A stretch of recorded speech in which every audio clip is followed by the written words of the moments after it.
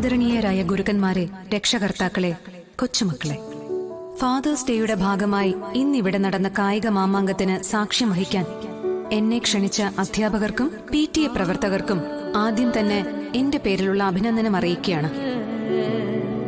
കാരണം ഒരച്ഛന്റെ വിയർപ്പിന്റെ മാഹാത്മ്യം അറിയാത്ത ഒരു മക്കളും ഒരിടത്തും എത്തിയിട്ടില്ല. 10 മാസം നൊന്തുപെറ്റ കഥയൊക്കെ അമ്മമാര് പറയുമെങ്കിലും അമ്മയുടെ ഉള്ളിൽ നമ്മൾ രൂപപ്പെടാൻ തുടങ്ങുന്നത് മുതൽ സ്വപ്നം കാണുകയും പ്രതീക്ഷകളുടെ ലോകത്ത് സഞ്ചരിക്കുകയും ചെയ്യുന്ന അച്ഛനെക്കുറിച്ച് ആരും ഓർക്കാറില്ല.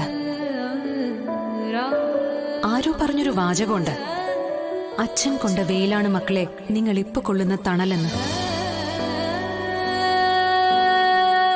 മക്കൾക്ക് മുന്നിൽ അമ്മമാർ കണക്കുകൾ പറയും.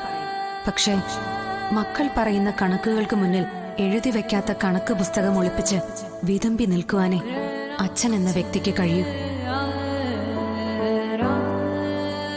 ഓരോ മക്കളുടെയും റോൾ മോഡൽ അവരുടെ അച്ഛൻ തന്നെയായിരിക്കും.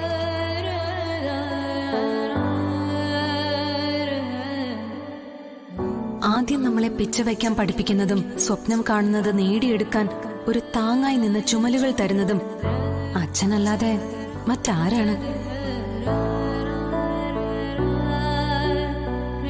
തന്റെ കുടുംബത്തിന്റെ ആവശ്യങ്ങൾ ഓരോന്നും തിരിച്ചറിഞ്ഞ് നിറവേറ്റാൻ നിർത്താതെ പരിശ്രമിക്കുന്ന ആളാണ് അച്ഛൻ.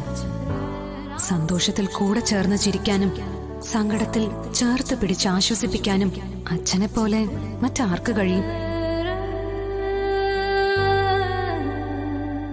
എവിടെയോ വായിച്ചൊരു വാചകം പറഞ്ഞുകൊണ്ട് ഞാൻ നിർത്തുകയാണ്. ജീവിതത്തിൽ വായിച്ച ഏറ്റവും നല്ല പുസ്തകം അമ്മയാണെങ്കിൽ അത് വായിക്കാൻ തിരികെടാതെ വെളിച്ചം പകർന്നു തന്നത് അച്ഛനാണ്.